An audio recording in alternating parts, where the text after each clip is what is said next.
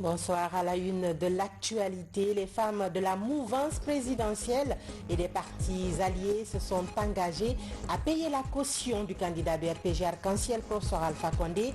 Elles ont exprimé ce matin leur engagement au cours d'une assise au Palais du Peuple. Et puis l'ONG Solidarité Suisse Guinée a ouvert à l'Abbé un centre de formation appelé École de la Seconde Chance. C'est pour permettre aux jeunes filles qui sont sans diplôme ni qualification de pouvoir s'insérer professionnellement.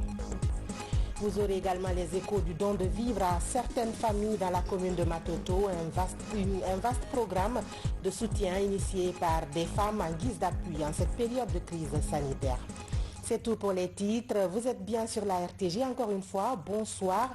Bienvenue dans ce journal. Je le disais à l'instant, les femmes en ordre de bataille pour l'élection présidentielle, c'est le thème des grandes assises de la COFEMA, la coalition des femmes de la mouvance présidentielle et partis alliés. Elles se sont retrouvées ce 2 septembre pour exprimer leur intention de cotiser pour payer la caution du candidat du RPG Arc-en-Ciel, un événement qu'a suivi en visioconférence à partir de Séro-Touréa, le président de la République, professeur Alpha Condé. Compte rendu, Sanassi Keita.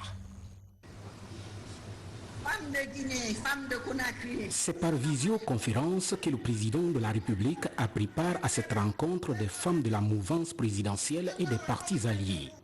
Ces femmes se sont fortement mobilisées ici au Palais du Peuple avec pour objectif d'apporter leur contribution financière au candidat du RPG Arc-en-Ciel, professeur Alpha Condé, pour payer sa caution à l'élection présidentielle du 18 octobre 2020. Une démarche saluée par le chef de l'État. Chères braves femmes de Guinée, c'est une grande fierté pour moi de m'adresser à vous ce matin.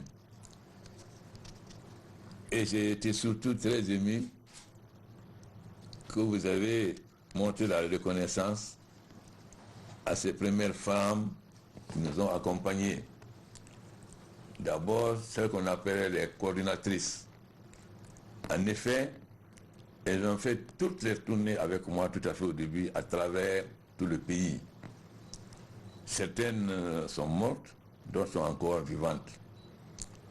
Donc, je vous remercie beaucoup d'avoir rendu hommage à ces femmes. Vous avez montré, les femmes, que vous n'oubliez pas et que vous êtes reconnaissantes à l'égard de celles qui se sont battues dans ces moments extrêmement difficiles. Car être RPG à cette époque n'est peut-être très facile. Mais les femmes ont démontré à cette période-là qu'elles n'avaient pas peur. Et je suis aussi très sensible au fait que vous avez décidé de cotiser pour payer ma caution. J'ai vu des simples femmes vendeuses de cacahuètes et de piment cotiser. J'ai vu les femmes à l'intérieur, à Mandiana, à Zéro-Corée, à d'autres endroits, etc., cotiser. Les femmes ont compris que ma bataille, c'est d'abord pour les femmes et les jeunes. En effet, comme vient de dire quelqu'un, ce que femme veut, Dieu veut. C'est pourquoi je suis encore beaucoup plus fier de votre soutien. Je suis plus fier de votre soutien, plus que le soutien des partis, car vous constituez ce qu'on appelle la Guinée. C'est vous qui mettez les enfants au monde, qui les élevez. Sous la Première République, souvent, vos maris partaient, mais les femmes restaient pour s'occuper des enfants. Et j'ai toujours dit qu'aucun pouvoir, que personne ne peut prendre le pouvoir et continuer à l'exercer s'il n'a pas le soutien des femmes. Aujourd'hui, je suis plus que réconforté, car votre soutien est pour moi plus important que le soutien des partis politiques. Les partis politiques sont des partis, vous êtes ce qu'on appelle la majorité silencieuse. Mais vous avez démontré à la face du monde que cette majorité silencieuse a décidé de sortir de son silence et a démontré que ma candidature n'est pas seulement la candidature des partis et des mouvements, mais c'est la candidature du peuple, c'est-à-dire les femmes et les jeunes. Et en ce qui me concerne, je ferai tout pour que l'émancipation de la femme guinéenne soit totale. La constitution que nous avons faite, elle est faite d'abord pour les femmes, mais pour les jeunes, mais aussi pour les personnes âgées. Elle est faite aussi pour protéger notre pays des conséquences du changement climatique. C'est la première fois en Guinée ou en Afrique en tout cas que nous voyons de simples femmes, malgré toutes les difficultés qu'elles ont, de prendre le peu d'argent qu'elles ont pour mettre dans la caisse. Et cela est une très grande fierté. Je ne vous décevrai jamais. Je ferai en sorte que la femme guinéenne, partout où elle est, puisse lever la tête. Mais comme je dis toujours aux femmes, le pouvoir ne se donne pas, ça se prend.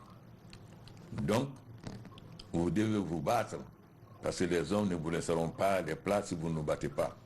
Ne soyez pas seulement celles qui accompagnent, mais soyez aussi les actrices du développement du changement. Nous allons mieux accompagner les femmes, car en plus des MIFA, nous allons voir la Banque de développement. Hier, le président de la Banque africaine de développement a parlé d'une banque pour l'émancipation des femmes africaines. Et je les félicite pour cela, car souvent, les banques demandent des titres de temps foncier ou d'autres choses que les femmes ne peuvent pas avoir. Mais ces banques vont permettre aux femmes des plus démunies de pouvoir avoir accès au crédit et à transformer leurs conditions de vie. Dans la même logique, le président Alpha Condé a mis un accent particulier sur le renforcement de sa politique de développement en faveur de la Guinéenne. Lors de ses 2 premiers mandats, la promotion de la femme a constitué l'une des pierres angulaires de la gouvernance du président de la République. Aujourd'hui encore, les femmes occupent le même rang. Vous pouvez être certaine que notre bataille pour la transformation des vies des femmes, notre bataille pour le respect des femmes, notre bataille afin que nos filles ne se marient pas avant 18 ans, notre bataille pour mettre fin à l'excision, notre bataille pour mettre fin aux violences faites aux femmes sera au cœur de ce premier mandat. Car nous voulons que les femmes puissent développer toutes leurs capacités. Un grand poète français disait « La femme est l'autre moitié du ciel. Sans sa moitié, le ciel n'existe pas. » Il s'agit d'un grand poète qui s'appelle Aragon. Donc, merci beaucoup et je vous souhaite bonne chance. Et à partir de maintenant, je m'engage, parce que vous avez décidé que je m'engage. Les partis ont parlé, mais ma décision est prise à partir de votre réunion, de votre engagement. Car sans les femmes, on ne peut rien faire en Guinée. Avoir le soutien des femmes, ce qui va me motiver de plus. Parce que les femmes ont compris que cette bataille, c'est pour elles. Donc, si les femmes se mobilisent, si j'ai les femmes derrière moi, je ne crains rien. Bien sûr, c'est Dieu qui donne le pouvoir. Et j'ai dit aussi que beaucoup de gens peuvent vous combattre, mais tant que vous avez votre main dans la main de Dieu, il ne peut rien vous arriver. Je suis certain que les femmes qui m'ont porté au dos en 2010 et qui aujourd'hui m'accompagnent montrent que la Guinée est décidée d'aller de l'avant. Parce que le progrès d'un pays se mesure aux conditions de vie des femmes. C'est les conditions de vie des femmes qui montrent si un pays progresse ou pas. Si les revenus sont partagés de façon équitable, nous allons faire en sorte que les femmes guinéennes aient toute la position qu'elles doivent occuper dans l'État. Ce n'est pas toujours facile, parce que nous sommes obligés de bousculer les hommes, mais il faut le faire, parce que nous devons rajeunir et féminiser notre administration. Mais notre ambition surtout, c'est de créer des jeunes entrepreneurs parmi les jeunes filles et les jeunes femmes. Car aujourd'hui, les jeunes Africains ont montré qu'ils n'ont rien à envier aux Européens ou aux Américains en ce qui concerne la maîtrise des nouvelles technologies. Nous avons vu ce que nos jeunes sont capables de faire. Dernièrement, pour lutter contre le coronavirus, la Banque mondiale a voulu nous acheter un logiciel en Corée du Sud. Mais un jeune Guinéen a fabriqué ce même logiciel et c'est le logiciel que nous utilisons aujourd'hui pour suivre les malades. Il y en a beaucoup d'autres. Je ne parlerai pas de Huntaga et de bien d'autres. Donc notre objectif, ce n'est pas seulement l'emploi des jeunes et des jeunes filles, mais c'est la création de jeunes garçons et de jeunes filles en tant qu'hommes d'affaires. Donc, notre objectif, c'est d'ici 2023 de créer au moins 150 000 jeunes opérateurs économiques.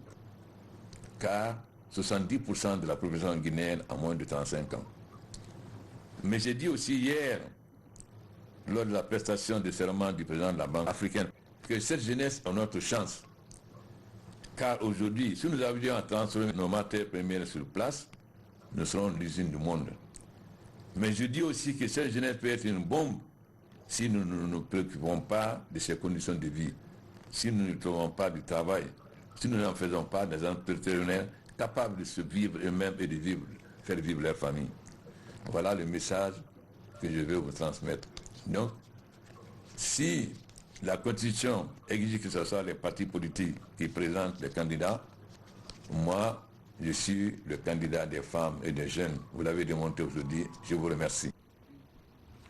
Pour lier l'acte à la parole, ces femmes sont venues au palais Sékou Touré à remettre à leur candidat un chèque de 800 millions de francs guinéens, ce qui correspond à la caution par candidat fixée par la CENI, Commission électorale nationale indépendante pour la participation à l'élection présidentielle du 18 octobre prochain. À ce jour, Monsieur le Président, nous avons pu mobiliser la somme de 800 millions comme contribution. Comme contribution des femmes de Guinée en votre faveur. Ce montant est purement symbolique, Monsieur le Président, et qui prouve une fois encore notre volonté manifeste de chacun d'entre nous. C'est pourquoi nous vous prions de bien vouloir l'accepter, tout en vous rassurant de notre engagement à vous accompagner jusqu'à la victoire. Le candidat du RPG Arc-en-Ciel s'est fortement réjoui de cet acte que posent les femmes. Ça montre que lorsque les femmes s'engagent effectivement. Donc nous allons essayer de mener une campagne en évitant la violence, en évitant les provocations. Parce que la seule arme de ceux qui sont en face de nous aujourd'hui, c'est de vouloir utiliser la violence comme ils l'ont fait avant le référendum. Mais nous allons nous organiser pour empêcher la violence et surtout empêcher qu'il y ait des meurtres. Donc chacun de nous doit nous mobiliser. Et il faut que les jeunes, les femmes se mobilisent. Et qu'on ne nous permette pas ces dérapages. Les forces de l'ordre feront leur travail. Mais le souhaitable, c'est que la mobilisation soit telle que les gens ne puissent pas faire de pagaille. Le candidat du RPG Arc-en-Ciel a enfin appelé l'ensemble des Guinéens à cultiver la non-violence pour mener des campagnes plus civilisées devant aboutir justement à une élection présidentielle apaisée et crédible. Et oui, ces femmes de la COFEMA ont bien payé la caution du professeur Alpha Condé, candidat du RPG Arc-en-Ciel à la présidentielle du 18 octobre, une contribution financière, signe de leur reconnaissance pour les efforts consentis par le président pour la promotion de la femme guinéenne. Reportage Diamokaba. La coalition des femmes de la mouvance présidentielle est partie alliée, COFEMA, aux couleurs du RPG Arc-en-Ciel. Autour de la première dame, ce mouvement proche de la mouvance renouvelle sa confiance au professeur Alpha Condé. Nous avons choisi pour thème de ces grandes assises les femmes en ordre de bataille pour l'élection du professeur Alpha Condé. Oui, nous voulons ainsi vous renouveler notre confiance, car nous avons été au cœur de votre gouvernance depuis que vous êtes à la tête de la Guinée. Et nous sommes convaincus que vous ferez davantage pour les femmes et les jeunes les 6 prochaines années au cours de votre premier mandat de la 4e République. La COFEMA annonce avoir payé les 800 millions de francs guinéens comme caution en faveur de son parti, le RPG, signe de son attachement aux idéaux de changement prônés par le chef de l'État. Nous comptons à ce jour des centaines de mouvements, de structures de femmes, depuis que nous avons lancé l'appel à nos sœurs de nous rejoindre pour que nous puissions, comme un seul homme, avec un grand H, se mettre en ordre de bataille pour accompagner le président de la République. Et je voudrais, en cette occasion, remercier toutes celles de Conakry, de l'intérieur du pays, qui nous ont appelés nuit et jour pour montrer leur engagement auprès du président de la République. Nous montrer notre engagement que nous sommes à côté du parti RPG Arc-en-Ciel et de tous les partis alliés pour un seul mot d'ordre, le coup KO lors des élections présidentielles d'octobre 2020. La caution payée par les femmes pour la candidature du chef de l'État est un nouveau gage qui réconforte Adjadjene Kondé. Preuve éloquente de ma tournée avec les femmes de la Basse-Côte, où partout j'ai été témoin de leur engagement en faveur de mon époux, le président professeur Alpha Condé. Oui, il est une chance pour la Guinée. Il est une chance pour les femmes et les jeunes de Guinée. Je veux qu'ensemble, nous l'aidons pour qu'il continue à œuvrer pour l'émancipation des femmes de Guinée. Votre initiative est historique. Oui, c'est la première fois de la vie de notre nation que des femmes se mobilisent pour contribuer financièrement à la caution d'un candidat à l'élection présidentielle. Cet acte est un acte historique et je vous en félicite. L'histoire de notre jeune démocratie retiendra ce symbole de grande portée. Vous pouvez en être fiers. Cette mobilisation signe la première édition des assises de la COFEMA. Un cadre permanent est créé pour fédérer les femmes du pays autour de leur projet d'autonomisation lancé par le chef de l'État. L'occasion est saisie pour inviter cette couche féminine à jouer pleinement son rôle en matière d'apaisement au sein des familles et des communautés pour une élection présidentielle sans violence. Et puis, à quelques jours de la fin du dépôt des candidatures pour la présidentielle, pour le moment que 3 dossiers de candidature déposés à la Cour constitutionnelle. Les autres partis politiques désireux de participer à cette élection ont jusqu'au 8 septembre pour déposer tout d'abord la caution de 800 millions de francs guinéens au Trésor public, puis les dossiers de candidature au greffe de la Cour constitutionnelle à Kaloum. Makeme Donzo nous fait le point. Dr Ousmane Doré dépose officiellement sa candidature à la Cour constitutionnelle. Il est le président du MND, Mouvement national pour le développement. Face à la commission de réception des candidatures, le candidat dépose tous les documents demandés par la plus haute juridiction du pays. Après le dépôt, un collège de médecins attend le candidat pour la consultation médicale. Le président du MND est à sa première candidature pour la présidentielle. Un acte citoyen, un devoir des citoyens guinéens qui aujourd'hui cherchent à concourir pour la magistrature suprême. Et je viens d'effectuer ce devoir qui est de me soumettre à l'examen par un collège médical et de mon état de santé physique qui pourrait garantir ma participation à cette élection présidentielle. Je me réjouis d'avoir en tout cas déposé tous les dossiers portant sur ma candidature avec l'esprit que j'ai affiché, que ça doit être des élections apaisées et des élections par lesquelles tous les acteurs vont jouer selon les règles du jeu et qui permettraient d'avoir des résultats acceptés par tous. C'est depuis le 20 août passé que le dépôt des candidatures a été lancé. Cette opération prend fin 39 jours avant le scrutin. Pour le moment, seulement les présidents des partis RDG, Rassemblement démocratique de Guinée, de Maître Abdoul Kabele Kamara, et PADES, Parti des démocrates pour l'espoir de Dr Ousmane Kaba, qui ont aussi déposé leur candidature. À ce jour, il y a 3 candidats qui sont passés à la Cour constitutionnelle pour le dépôt de leur dossier de candidature. il y a un dossier qui est un peu incomplet et puis d'autres dossiers qui sont en bonne et due forme. Les dépôts de candidature, elle a été mise en place par l'ordonnance du président de la Cour, notamment l'ordonnance 04.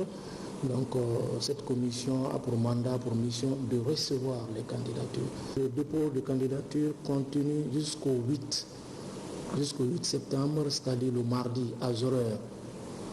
Le dépôt de candidature se ferme.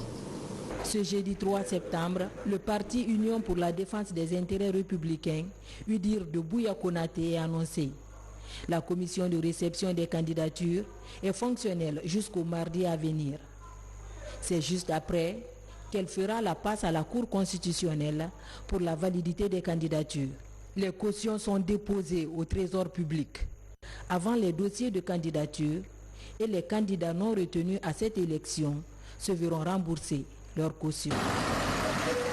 La participation des jeunes à la prévention des conflits en période électorale est une question qui intéresse le Fonds de consolidation de la paix. Il finance un projet estimé à plus de 2 millions de dollars impliquant les jeunes et différents acteurs tels que le ministère de l'Unité nationale et de la citoyenneté. Depuis Zérékoré, Mohamed Salou Paye, Mohamed Lamine Diallo, lancé Kamisoko. La Guinée, à l'instar d'autres pays de la sous-région, tend vers les élections présidentielles du 18 octobre 2020. Souvent, ces échéances électorales sont émaillées de scènes de violence qui aboutissent aux morts d'hommes avant, pendant et après ces consultations. Toutes choses qui affectent la cohésion nationale et la paix dans le pays. C'est la raison du lancement de ce projet conjoint PNUD, Share for Common Ground et le gouvernement guinéen qui vise à la consolidation de la paix à Conakry et dans la région forestière. Toute initiative prise par nous ou d'autres acteurs et partenaires sont bonnes à prendre pour notre département. Donc c'est dans le cadre de ce projet, comme vous l'avez dit, d'appui à la participation des jeunes à la prévention des conflits en période électorale et la pérennisation des synergies locales des acteurs de paix que nous venons lancer aujourd'hui, rappeler aux uns et aux autres la responsabilité de tous dans le maintien de la paix et de la quiétude dans notre pays, ce qui est le gage de tout processus de développement. En recevant un tel projet à une période aussi décisive que la veille des consultations présidentielles, nous ne pouvons que saluer ce projet. C'est pourquoi je vous invite à une attention soutenue pendant cette formation. Financée à plus de 2 millions de dollars par le secrétariat de consolidation de la paix PBF pour une durée de 2 ans, cette phase pilote du projet va soutenir une implication active et structurée des leaders locaux jeunes et femmes dans la prévention des conflits afin de réduire le risque d'instrumentalisation des communautés et des jeunes par des acteurs politiques et renforcer ainsi leur résilience au conflit. Le projet vise la consolidation des synergies locales, des infrastructures sociales de paix qui ont été installées dans les 7 préfectures de la Guinée forestière. Et ces infrastructures sociales de paix sont au nombre de 58. Il y a 50 qui ont été installées au niveau des communes rurales et urbaines de la région, des communes à risque de conflits et de violences. Et au niveau de chaque chef-lieu de préfecture, une synergie préfectorale a été installée. Et au niveau de la région, il y a la synergie régionale d'acteurs de paix qui a été mise en place. Ce projet novateur va permettre au gouvernement de mettre en place l'architecture de paix pour le renforcement de la citoyenneté adoptée en Conseil de ministres le 26 avril 2019 dans le souci de la préservation de l'unité nationale et la cohésion sociale. Fin de la première partie de l'évaluation des programmes d'enseignement en Guinée. Une 60aine d'experts a été déployée à travers le pays sur les sites visités comme à l'université de Kindia et l'ISAF de Farana. 6 programmes de licence et un master ont été évalués et les rapports des experts sont attendus selon la procédure de l'autorité nationale d'assurance qualité. Les images de Fana Kamara et de Silati Kourouma sont commentées par Francis Collier. À l'université de Kindia, les experts ont évalué 4 programmes d'enseignement. Il s'agit de 3 licences, à savoir la biologie, les lettres modernes, les sciences économiques et un master en sciences du développement. Les experts évaluateurs ont confronté les rapports d'auto-évaluation produits par les universités aux réalités sur le site. Les évaluateurs ont entretenu un certain nombre d'étudiants, un certain nombre d'enseignants intervenant dans le processus, mais des enseignants non postés, qui n'ont que pour charge l'enseignement. Après, ils ont procédé à une visite des locaux et des infrastructures pour se rassurer si effectivement les infrastructures sont en cohérence avec les réponses, mais aussi en cohérence avec les objectifs de formation.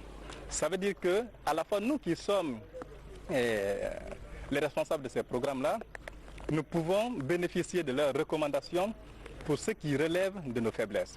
Des programmes de licence professionnelle en agriculture, en élevage et en génie rural font aussi l'objet des mêmes évaluations à l'Institut supérieur agronomique et vétérinaire de Farana. Ici, les experts se basent sur des référentiels mis à disposition par l'ANAC pour renforcer la qualité des enseignements. Dans le cadre de l'amélioration des enseignements, dans le cadre de l'amélioration des qualités des enseignements et de la recherche, il est indispensable de poser un diagnostic réel. Et poser le diagnostic réel, c'est d'abord faire une auto-évaluation qui a été déjà faite et il faut que l'œil externe vienne voir, faire une évaluation de notre institution pour identifier les points forts et les points faibles afin de pouvoir faire des propositions de solutions. En tant qu'évaluateur de l'extérieur, on a compris de par toutes ces informations qui nous ont été données, aussi bien par les élèves, les enseignants que par les autres, que le programme qui a été auto-évalué a été auto-évalué avec beaucoup de sérieux. Après cette première phase d'évaluation des programmes de ces institutions, les experts externes vont émettre des avis à l'autorité nationale d'assurance qualité, ce qui permettra au conseil scientifique de l'ANAC d'accréditer ou non les programmes soumis.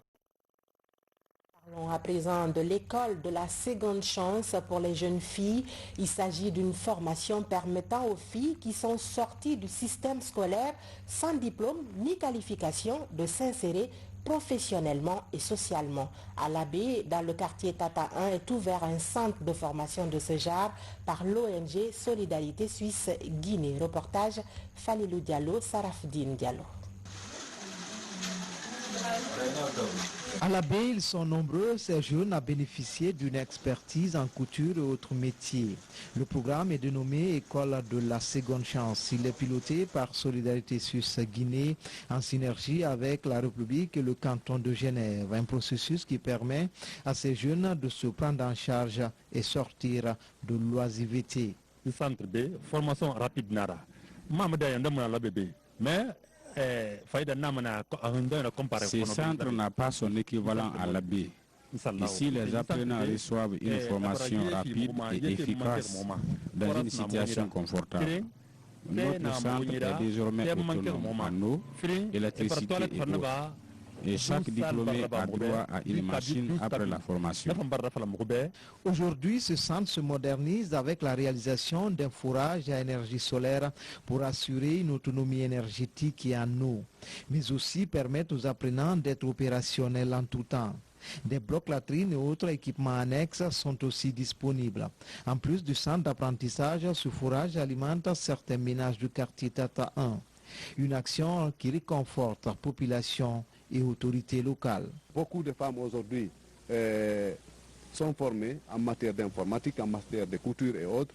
Et si en plus de ça, l'ONG à travers bien entendu la ville de Genève et le conseil d'administration de Genève nous offre l'eau, parce que l'eau c'est la source de la vie.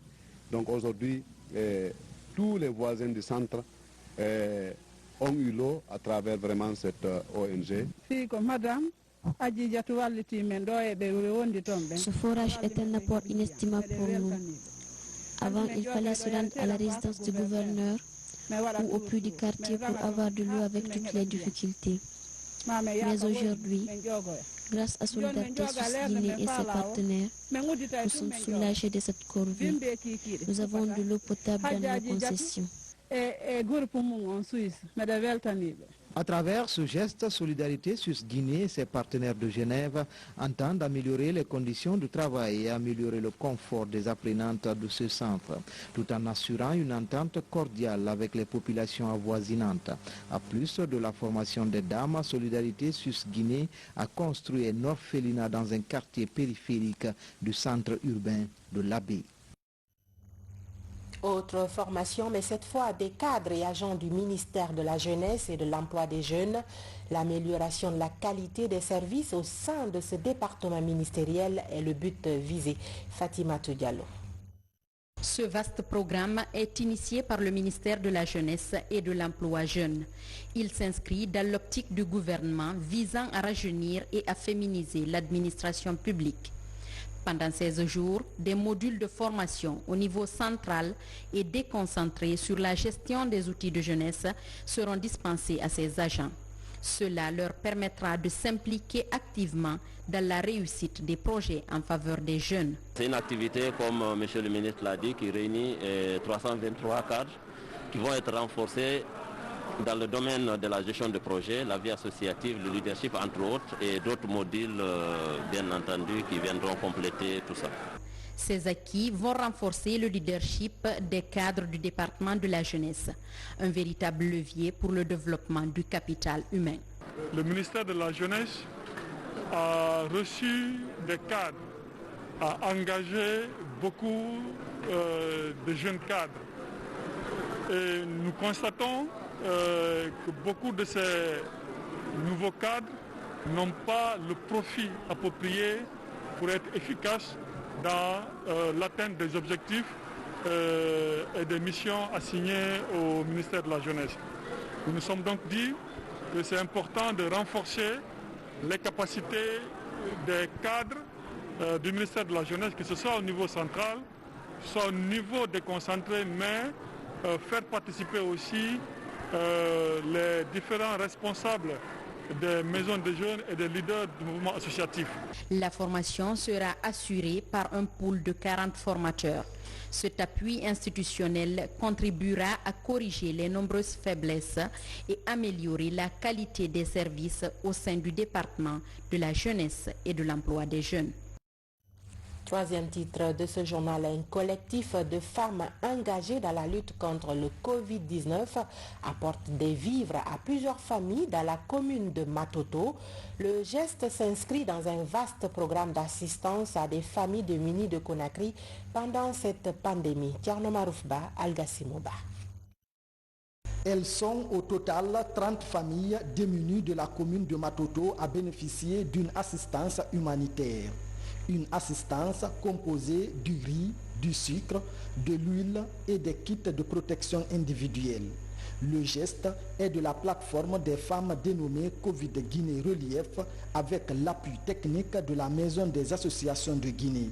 Le but des donateurs est d'aider ces différentes familles à tenir pendant cette période de pandémie. Le début de la Covid, nous pouvons dire qu'il y a plus de 500 familles qui ont bénéficié des dons venant du mouvement associatif en tout cas. Et tout ce que nous avons eu à coordonner comme mobilisation sociale, les critères étaient très simples. C'est d'abord les femmes veuves, et c'est les pères de famille sans emploi, et donc qui sont dans l'extrême pauvreté. L'objectif primaire est